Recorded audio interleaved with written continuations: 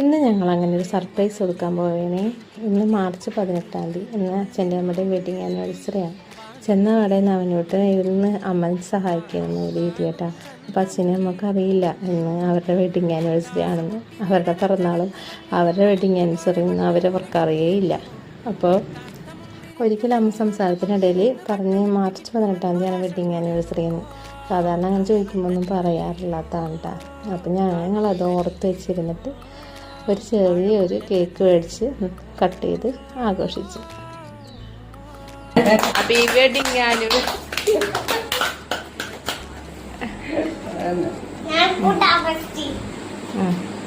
42ാമത് wedding anniversary ആഘോഷിക്കുന്ന അച്ഛനമ്മ ഞങ്ങളുടെ കുടുംബത്തിലെ എല്ലാവിധ അനുഗ്രഹങ്ങളും ഉണ്ടാകും.